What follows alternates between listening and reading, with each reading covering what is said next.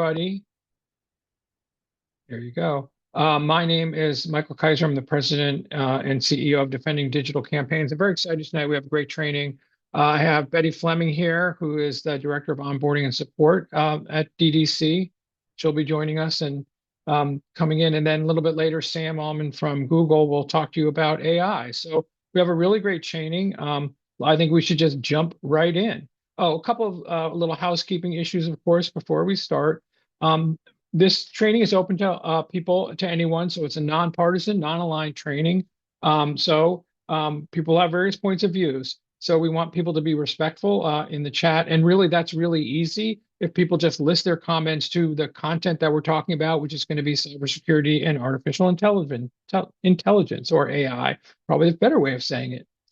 This section is being recorded, as we've noted, and just a couple of little notes here. So chat can be seen by everyone. So that's a public statement if you make it. And questions are welcome throughout the training. Please feel free. We might not answer them right, immediately, but we'll try to get to them. And then we'll have a Q&A section at the end.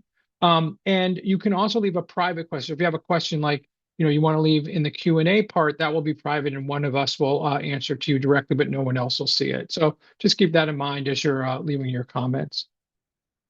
We're going to talk about core protections for campaigns. We're going to talk about tools for high-risk users. And then we're going to learn about Gemini and how you can use that to be more productive. And as I said, we have time for your questions. A little bit about DDC here. We're a nonpartisan, non-aligned organization. We founded in 2019. We have a Federal Election Commission advisory opinion, and we have advisory opinions in Georgia, Michigan, Ohio, and Virginia that allow us to do something very special. Allow us to take cybersecurity products from companies like Google, from Yubico, from Cloudflare, from others, give them to campaigns that are eligible, and those contributions of cybersecurity products and services do not need to be reported on. They are waived from campaign finance laws. This is a way that everybody agrees of taking out the friction for people getting security and allowing that to just happen in a really seamless way. We've given away more than $12 million in cybersecurity products since we started, which was really the 2020 election. We've helped more than 1,000 campaigns. We've helped more than 300 campaigns for the 2026 midterms already. And like we're doing tonight, we provide training to thousands. So let's dig right in. So generally speaking, campaigns and the people that work on campaigns are considered high-risk people and high-risk entities. So the reason for that comes down to this. You all face, and that's just anybody in politics, by the way, not just campaigns. You could be in an organization, you could be in a think tank, you could be anywhere connected to the political sector, because you have the trifecta of bad actors in this space. You've got cyber criminals looking to steal money, right? There's money in American politics. We have nation states who are looking to disrupt our democracy. We have enemies of the United States who don't want democracy to succeed. That's bad for them if we do. There's espionage being conducted, even by our friends, and a lot of phishing going on, both to steal information and to steal money, and also to do some of this interference like hacking and releasing confidential information. And then we have hacktivists, and hacktivists can be come in all stripes. I mean, they could be in favor of one candidate opposed to another. They could be specific to a policy that they want to see enacted or they don't want to see enacted. Or they could just be opposed to the whole darn thing and think like, everything's a mess and I'm just going to be an activist. And they look to disrupt, they look to deface, they look to get their message across, through that kind of disruption, like defacing a website and putting their message over someone's message that would be contrary to that. So those are the trifecta of the bad actors, which leads us to another element that you all need to be aware of, which is that everyone who works in the political space is at high risk. And if you do work in this space, you need to own the fact that you're high risk. And hopefully what we'll do today will help you understand that and help you take the steps that you need to be better and more secure. So everyone's associated is high risk. And that includes obviously candidates because they can be targets, the family members of candidates, and that might be a partner, a spouse, their kids, but it could be, an uncle, an aunt, a parent, people around the campaign become targets because the bad actors assume, like, if Michael was running for office and I can get to his mother, maybe I can get to Michael, right? So, those kinds of, thinking out to where the access point might be to a campaign is what the bad actors do. And they might assume that my mother is less protected than the campaigner I am. And that might be a vulnerability. Friends, it's the same, associating friends, people who run for office, they have people come around them, their friends, their old friends, their kitchen cabinet, the people raising money for them, volunteers, obviously staff, the vendors, those of you, if any of you out here work for vendors, you're targets because you're also access points for getting into campaigns, but also stealing money from campaigns through phishing campaigns that might be generated from a hacked account in your firm. And then we see that influencers and content creators who are really a part of this ecosystem right now are talking sometimes to campaigns, working closely with campaigns, and on issues related to those campaigns might become targets, especially like on the hacktivist side and those kinds of things. And of course, journalists are right up there among the high risk users. Journalists and people in the political sector are the two high risk users that every major technology company in the world, target as being really at risk. And that's that's Google, that's Microsoft, that's Yubico, that's Meta, that's all these companies realize that these folks are at higher risk than your normal computer user. So now I'm going to go through the three core protections that we think every campaign and organization are minimal security that they have to have in place. And we'll start with account security. So you may have pulled a thread from what I was just talking about to realize that people are the targets they go after, and what they go after are people's accounts, right? That is the crown jewel. If I can get into your, and accounts aren't just email anymore. They're connected to everything, right? Doesn't matter if you're in Workspace, you're in Microsoft, you've got your documents, you got your emails, you got your contacts, right? You got all these things that you're storing, your images, everything that's sort of available through an account, right? So that's what bad actors are targeting. They're looking to steal or expose that information, steal money, impersonate or embarrass. So there's a couple of different things they might do here.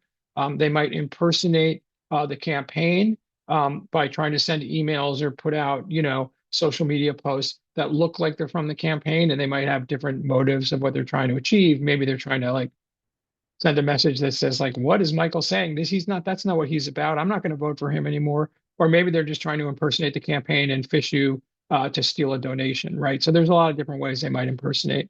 And then they get into websites, right? So they're trying to break into your accounts to get into websites and do defacement or to bring the website down. So there's a very crystal clear thing to do here, which is using strong authentication. You're all aware of that. We're going to talk a little bit in a second about what that is, but that's what you want to do. So it's really important that you think about account security as a high risk user, account security as the number one thing you need to think about. So we've all heard of MFA, multi-factor authentication, but it's really important that you understand the flavors that it comes in.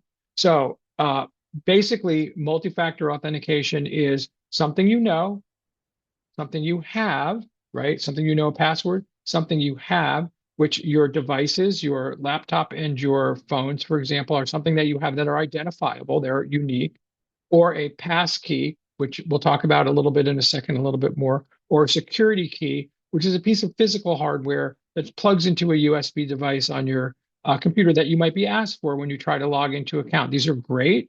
Pass keys are free and they're widely available. Keys cost money unless you're eligible. We can give them to you for free. They're highly secure. And then something that you are, right? So most of you are already doing this. You're scanning your face to get into a phone. You're putting your fingerprint on a phone or computer to get into that device. And that's another factor. The thing is that they're not all created equally, right? Password's not secure. Those annoying SMS text and voice, text that you get, send it to your email. They're not secure. People can get in between them. If I've hacked your email and I go to log into an account and say, I forgot my, and they say, oh, we're going to email you a 6-digit code to get in your account. Well, I'm in your account. Like what kind of security is that? It's not really that good. It's unfortunately. Some of the other things, backup codes that you may use for recovery. If you use an Authenticator, Google Authenticator, Microsoft, Authy, things like that, those are pretty good. They create that one-time password. short-lived. You use it, it's gone. You can't use it again. That's not bad. Mobile push is where you try to get into an account and then they send you back maybe to your phone, or you get a message on your phone that said, "Are you trying to log into this account?" You say yes, you are. That's a fairly secure because, again, it's something that you have.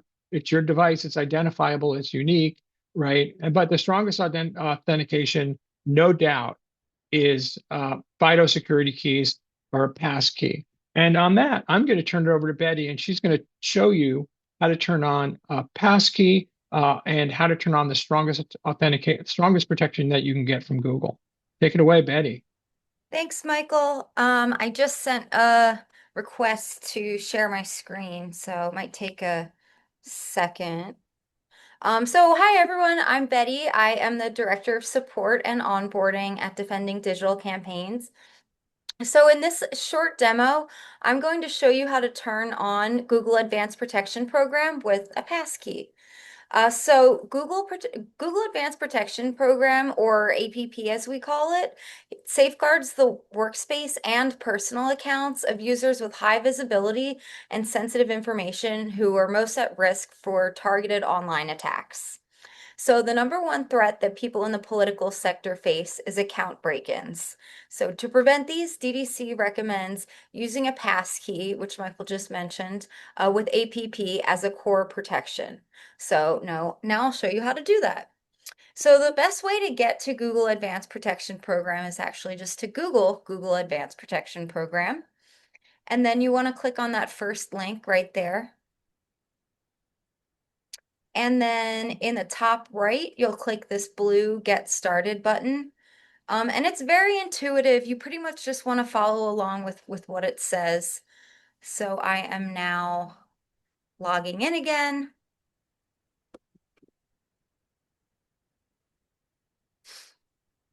And then here it's going to prompt me to create a passkey or use a security key. If I already have those in my account, then I can skip this step and just click in enroll, and this will be green.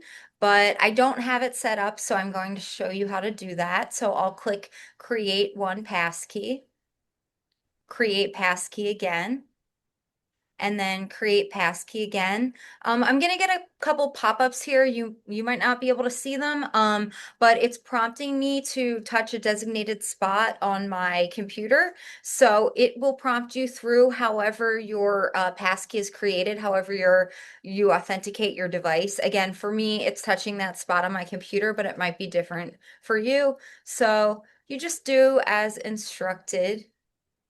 And that's it. So now I have created a passkey, so I can use my fingerprint on this device when I am logging into my account.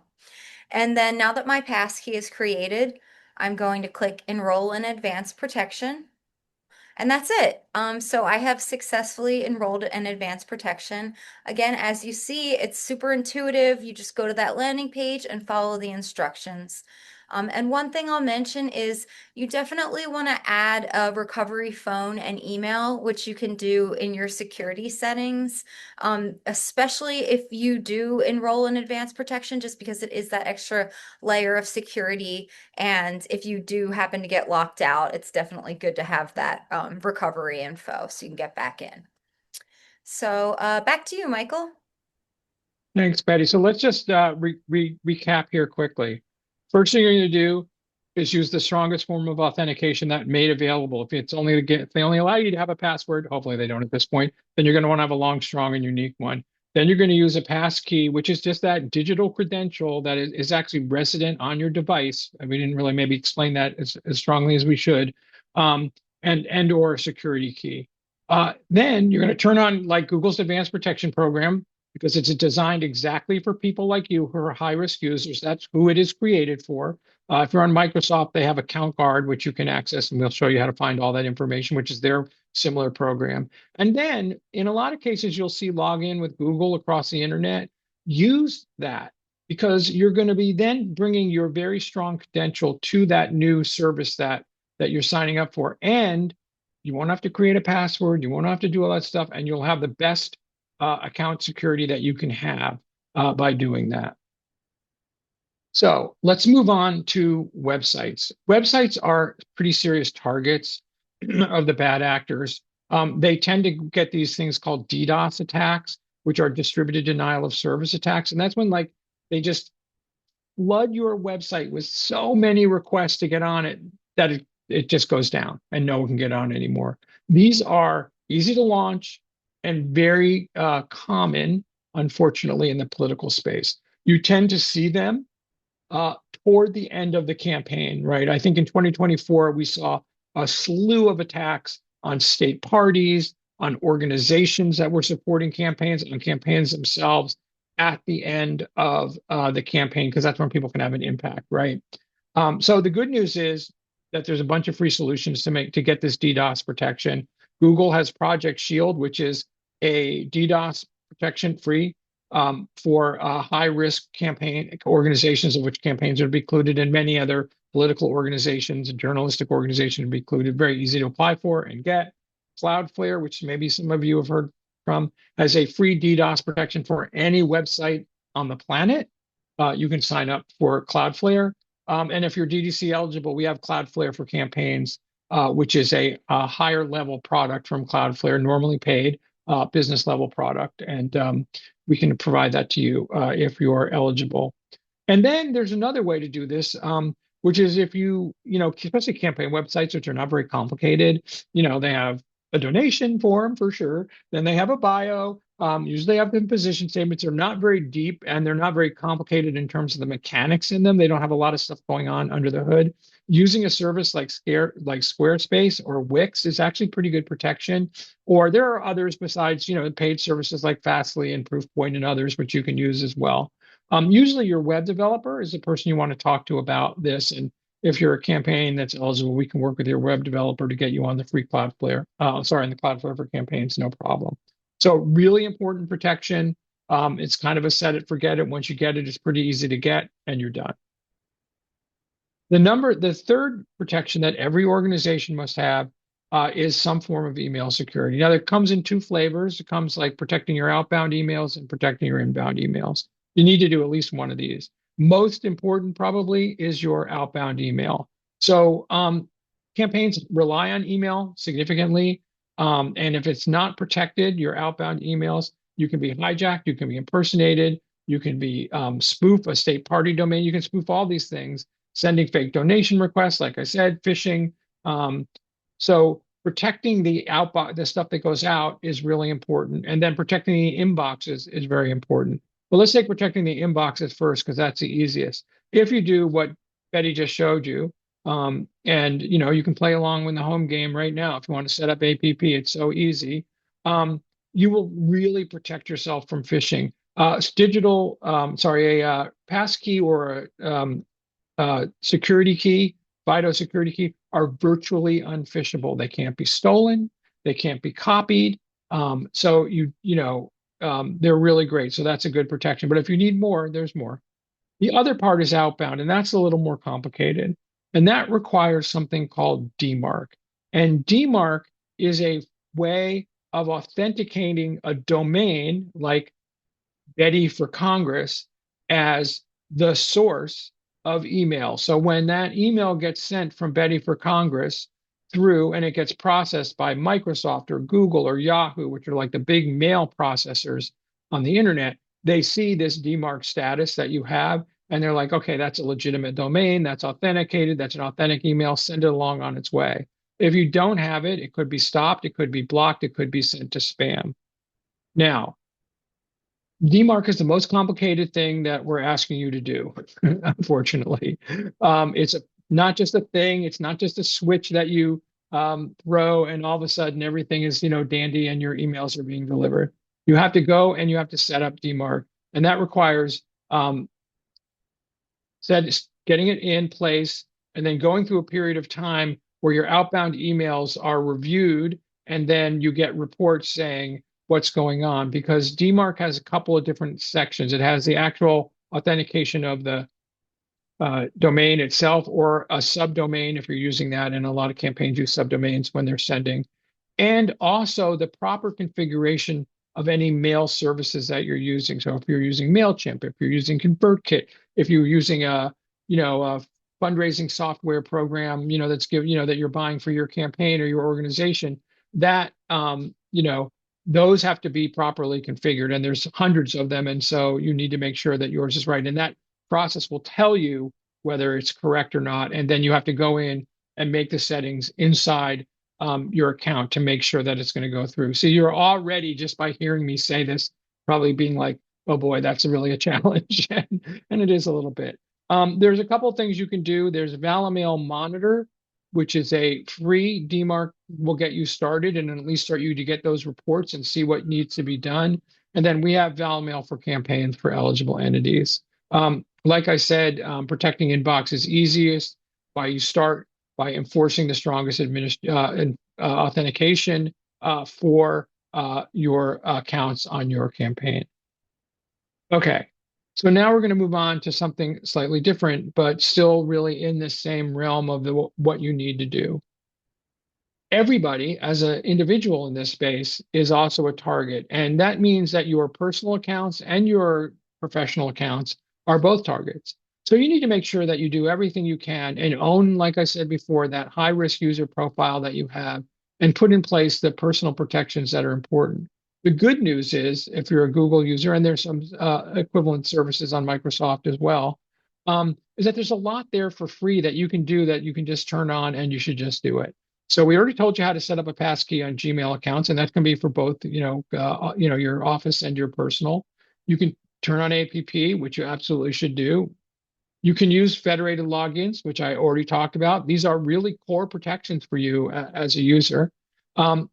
Chrome, Edge, Safari, Firefox all have built-in password managers. These are super easy to use. They're very secure. They're all encrypted. You can store passkeys in most of them as well if you have them.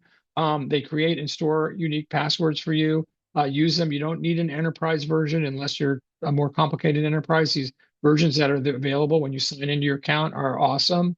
There's a security and privacy check in Google where you can go in, and it will, like on the security side, will look through and tell you, oh, you have APP turned on. That's great. Or you don't, or you should be making recommendations to you. And also can see what devices have tried or are connected to your account. And you might see, oh, I have like my iPhone from three times ago. I guess I should delete that out of my account, right? Those kinds of things. But the one we want to talk to you about tonight, specifically, and Betty will do a demo for you in a second, is Results About You. And this is a really relatively new service product from Google. And what it does is it helps you identify and request for Google to remove personal information about you from search. Doesn't take it off the internet, but it takes it off the search from Google. So if they were searching for you now, and me and my phone number came up because it came from a site that had it, and we identify it and we ask that to be stopped, it will be stopped by Google and it won't appear in search. So there are two elements to Results About You: an auto scanning, which we'll demo in a second, and then a request removal form. So in the auto scanning, we'll go out, and Betty will show this in a second. It will look for things like your phone number, your home address, your email address. And you have to put all this stuff in here, and it will do it for you. You can also put in your passport number, your driver's license, and a few other things, and it will look for where those appear in search results, right? And we'll show you how easy it is to get rid of those. The second kind is to put in this request for removal. And Betty will talk a little about this too, but there are certain kinds of information that you may know about that's out there about you that's not going to appear in a scan, that you can request to be taken down. There's a whole list of them, and there's a form that you fill out and you submit it to Google. Yeah, and some of them are here, PII, sexual content, images of children, minors that you might want to ask, your family members, your children, to be taken down. So I'm going to kick it back over to Betty, and she's going to tell you how to turn on Results About You. And by the way, you can play the home game with her while she does it. It's so easy to do. You could watch her and turn it on at the same time if you feel so inspired. Thanks, Michael. So here we are. The best way to get to Results About You is, once again, it's easiest just to Google Results About You. And it will be that first link that comes up. You can click on that or this Get Started. So we'll click on that first link. And then here, it's going to prompt you to take control and you can click get started again. And then you just fill out the information in this form. So I will fill out my name. And you can fill out multiple names, like say you go by a nickname or changed your name or something like that. Add as many names as possible. Home address. Again, as many addresses as possible. You can name or you can list everywhere you've lived, every phone number you've had, every email address you've had, and then we'll click continue. A new part of this feature is that it now allows you to search for IDs as well. So you've got your social security number. You don't have to enter the whole thing. It's just the last 4 digits. Your passport number, your driver's license number. So I'm going to skip that for now. And here you can look over your info again. You can always go back and change it and add anything to it. We've got your notifications. I want to be notified by email, so I can toggle that on. If I have an app, I can do that as well. Or I can just come back here and check if I don't want to get notifications. Just come right back here the same way and see what results it's produced. So I'll click save and you'll notice it'll take a little while. It says 6 hours. It could take sometimes, I would check back in a day if you're checking back manually. If not, it'll send you an email and let you know when those results are ready. And Michael is going to show you some results in a minute. We'll go back to him. One more thing I'm going to show you is that second form that he was talking about, which you can reach through our website. I know Tiffany's been dropping some links to our website in here. So on our website's Protect Yourself section, I'm going to click Learn how to remove your info. And it takes you right back to Google where you can look everything over. You can look at the different types of removal requests. So I will click personal sexual content, and then under here there's different kinds. Like if I see that I need to remove fake nudes, I can find a little more information on that. And I can go right here to the start removal request and just click exactly what you need removed and give all the information requested in here. I'm not gonna fill this out for you. You get it. I don't want to mess anything up here, but then you just click next, and similarly to the results form, it will notify you by email, and it will tell you what it finds or what it can remove, and it's a very simple process. You can also come back here and check manually. So yeah, I believe that's it for results about you. And now Michael will show you the results example. So back to you, Michael. Yeah, thanks, Betty. Yeah, so since it takes a little while, we can't really show you the live process of this, but this is what you would get back. You see results, and it just lists, like, for example, uh, what the site is and what the piece of information they picked up about you was. You can see here this contact out. I clicked on that. I have my personal information in, but this was actually my work email, right? So I'm not going to show you a redacted home address or anything, but you can see that it picked it up. And then all I do is I hit request to remove, and that does it, right? And then when you come back, the next time you come back, you'll see that it'll say approved for a short, I mean, I'm going to say pending or whatever for a short time then, but eventually it'll be very short time, it'll be approved. So you can go back through and you can see, some of these are pretty obvious ones. We've all seen these like weird fast background checkers, look up anybody on the internet kind of stuff, right? And then they show you like a page, with, some information about them. So those kinds of things. I think this one, last time I looked, there were like 17 things that I had to go through and do. So that's it. We think this is really important. There are services that you can get and pay for that will go the next step and ask those services to actually take down your name and information, and that's fine. And we encourage people to do that too, especially in this space. But this is free. It's available right this second, and it's like the best way to start taking down your digital footprint because you can start right away. getting this stuff out of search. So we think it's really an important new product. We've been highlighting it for everybody.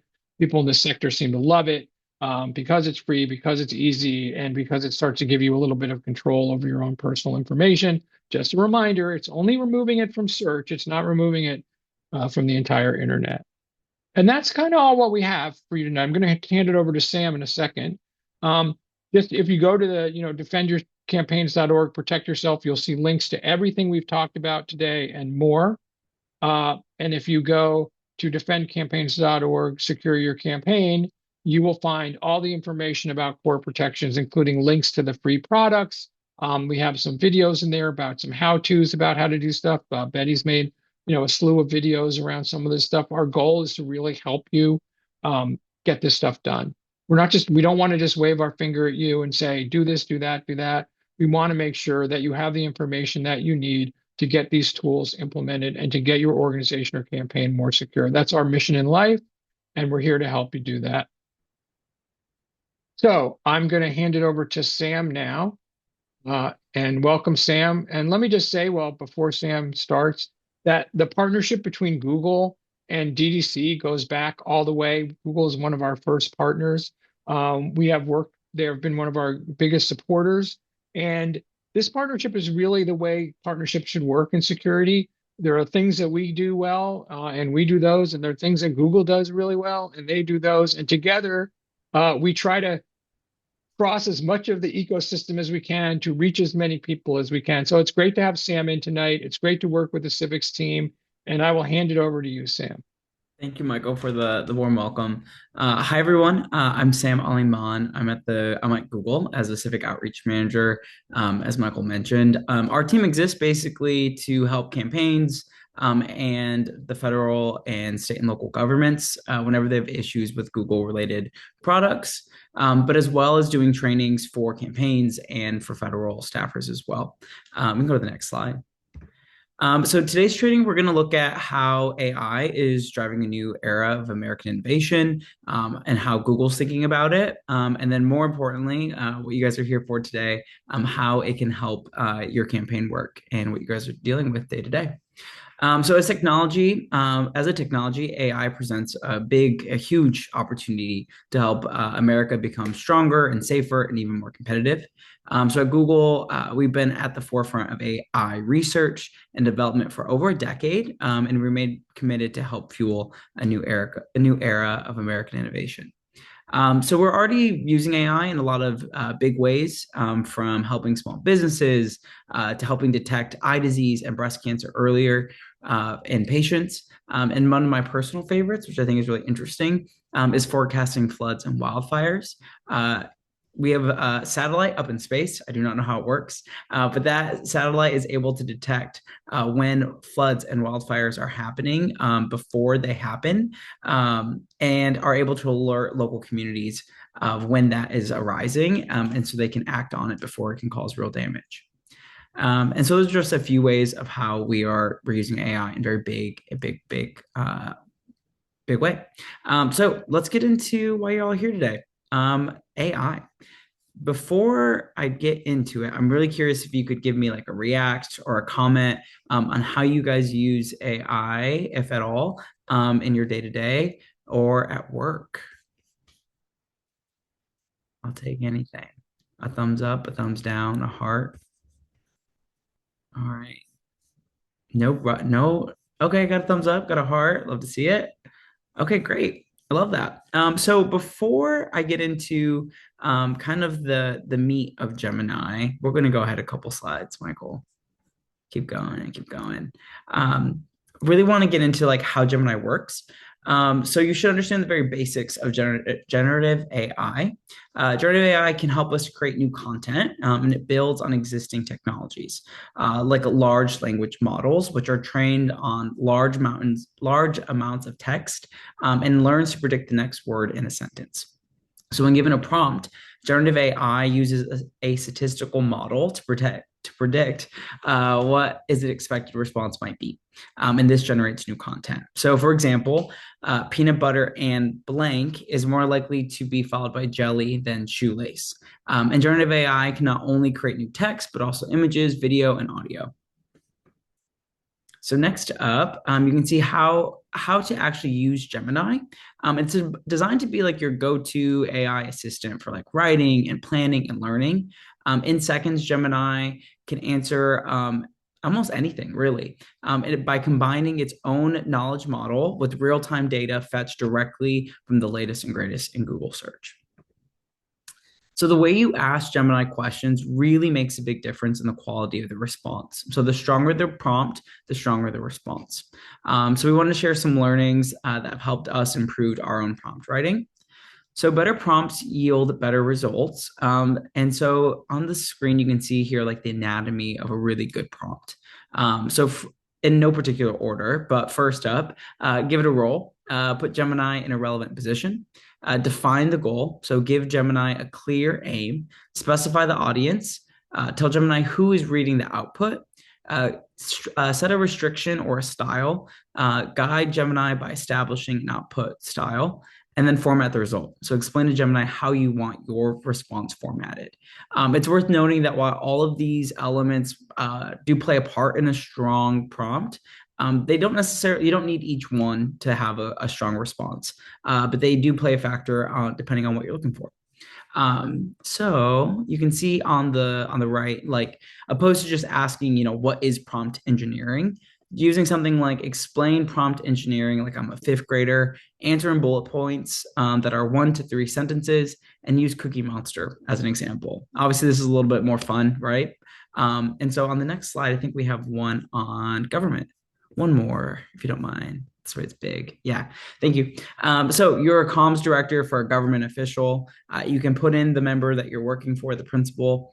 Provide a list of tough questions that you would anticipate from a New York Times journalist and an interview on the state of the economy and bullet points. So this prompt kind of pulls, each element into it, but you can customize this. So you can say, I'm a comms director for a state legislature member, insert their name there. And then instead of saying the New York Times, say a local paper. And then instead of bullet points, say draft talking points for this interview, and it'll be able to do just that. So that's a really quick overview of Gemini text generation. Next, I'm going to get into image generation in Gemini. So in Gemini, you're able to not only generate text, but also images. Go to the next slide, please. So there's a lot of different use cases or a lot of different ways you can use image generation in Gemini. You can be fun with it, right? I've taken a photo of my apartment and asked like what color curtains would look good in this space. And it was able to generate an idea of what type of curtains. And I did follow what it suggested. I think the most practical and the most interesting for campaigns and, are prompts that can help visualize a campaign's ideas. And so for here, I'm from Michigan. And so for this example, I pulled up a photo of downtown Flint. You can see in the bottom left corner, I know it's a little small. It's a part of the community that, might not have as much business and looks like there's some construction. And so I said, like, based on this source image, what would Flint, Michigan look like if we added a bike lane and revitalized abandoned buildings? And on the right, you can kind of see what that response looks like. It added a bike lane. You can even see some folks already on the bike lane. It added some new storefronts on the city side. And so this is just like a small example of, as you're on the campaign trail and as you're thinking of ways of getting your message across, of using image generation as a way of kind of, ideating on what the future could look like. Go to the next slide. So Gemini is available. There's free for free at gemini.google.com. You can do it on your computer or you can do it in the App Store on either an Android or iOS device. If you want your campaign to opt into Gemini and purchase suites or a certain amount of licensing, feel free to reach out to our team and we can get you connected to the right folks. And then next up, we're going to talk about Notebook LM. So Notebook LM is a personal favorite of mine, and it's different from Gemini because it's based on the sources that you have provided. You can go to the next slide. So it's grounded in your notes and your sources. Source grounding effectively creates a personalized AI that's versed in the information relevant to you. So you can ground Notebook LM in your own sources, whether that's a press release, a YouTube video of a sit down with the local news, to make it the most relevant for what you're looking to do. So you upload sources, you can ask questions, you can generate briefs, are pre-approved comms based on approved comms in the past, and all of it will come with inline citations to ensure accuracy. So you can click throughout those outputs and see exactly where it pulled from and why it generated the way it did. You can listen and learn on the go by turning your sources into engaging audio discussions or video overviews with just one click. It's worth noting that Notebook LM does not use your personal data, including your sources, your queries, and the responses from the model for training. The only time it does that is when you give user feedback, and that gives Google permission to kind of look at the sources and the conversation that you had with Notebook LM. So next up, yeah, thank you. You might be wondering when to use Notebook LM instead of Gemini, seeing that they're both AI products built by Google and powered by the same underlying model, which is Gemini. The distinction comes down to kind of how you want to use it, right? So in Gemini, you'll get instantly accessible. It's instantly accessible, and it uses, the entirety of the internet and the latest and greatest in Google search for those answers. It's ideal for quick brainstorming, general research, drafting emails, or exploring new topics where you don't necessarily have the sources on hand or the material. Notebook LM, on the other hand, you'll need to upload your own sources. So you connect, your Google Docs, PDFs, audio files, YouTube videos, like I mentioned, to Notebook LM, where you can then create that notebook. Notebook LM is designed to help you understand your material because it restricts its answers strictly to the documents that you've used and uploaded. And it significantly reduces AI hallucinations because of that. You can use Notebook LM when you need to connect the dots across multiple pieces of information and data and policy. And then you can generate, study guides and other things so you can help learn, talking points. So you can help learn what those are. And then also turn it into those engaging conversations using audio overview, as I mentioned. We can go next up into just how we are looking at the future of AI. So with the bold and responsible approach, we're taking the next steps to make sure AI, including generative AI, is even more helpful for everyone. And we're working with others to make sure that we get it right. So one area that's top of mind for us at Google is misinformation. And generative AI makes it easier than ever to create new content, which is really exciting, but also raises additional questions about the trustworthiness of information online. So that's why, as we invest in more advanced models, we're building them to include watermarking and other techniques from the start. So watermarking embeds information directly into the content in ways that are maintained even if the image is even somewhat edited. So we are developing and providing people with tools to evaluate online information. The About Image feature in Google Search provides helpful context, such as when and where similar images have first appeared and where else they've been seen online, including news and fact-checking social sites. Go to the next slide. One more. Yeah. So securing the future of AI isn't something anyone can do on their own. So in 2024, Google took a significant step in joining the Coalition of Secure AI alongside many of our industry peers. So we did this because AI introduces entirely new and unique categories of risk that go beyond traditional cybersecurity challenges, and we're dealing with an unprecedented technology, which means we need, unprecedented collaboration. So we're working with the Coalition of Secure AI to make sure that, we are looking ahead at any potential security risk, and also, being in the moment and making sure that we're addressing issues as they arise.